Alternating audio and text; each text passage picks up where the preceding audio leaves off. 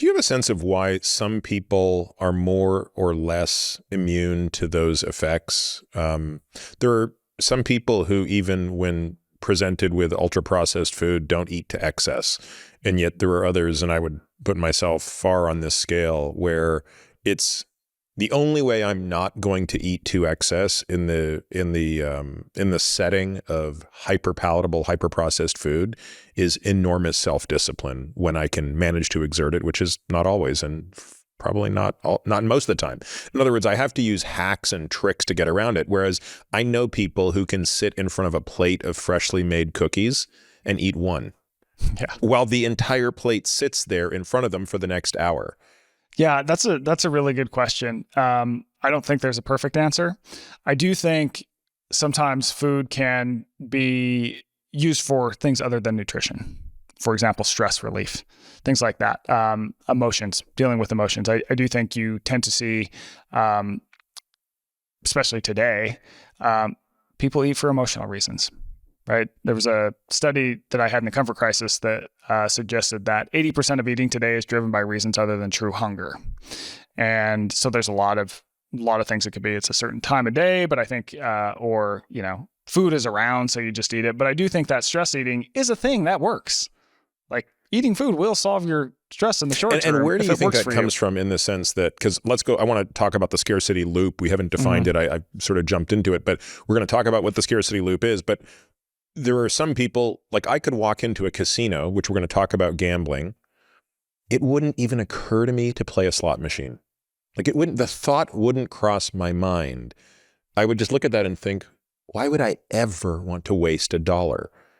I say that not with any judgment on those who have destroyed their lives at slot machines, but that doesn't, if you said to me, you could play the slot machine or watch the paint dry on the wall, I'd be like, well, at least I don't have to pay to watch the paint dry.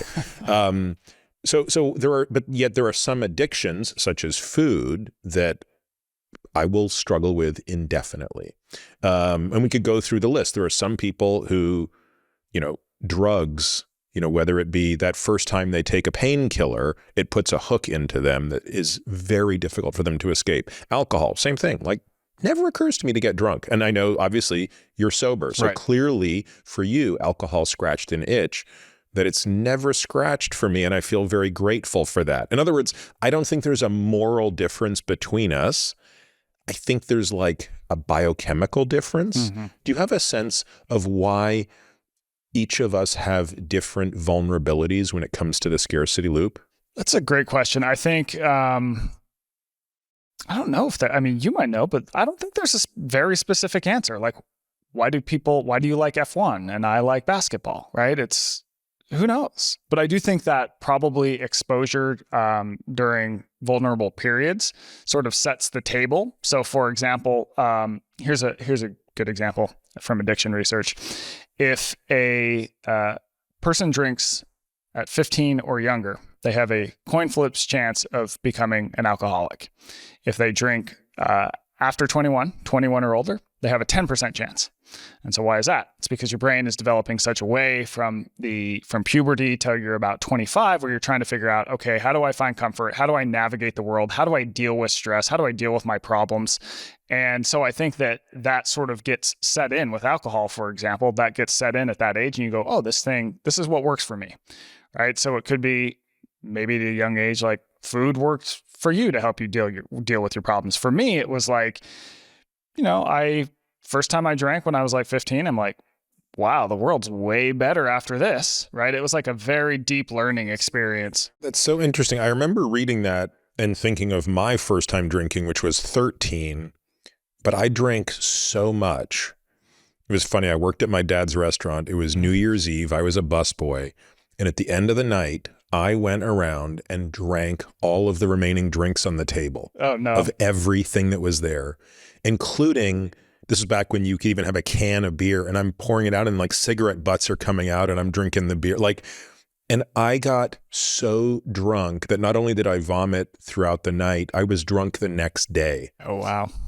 Is it just the case that was such an unpleasant experience versus, your experience. And by the way, recently Matthew Perry died, and I remember reading an article about him where he talked about the first time he drank.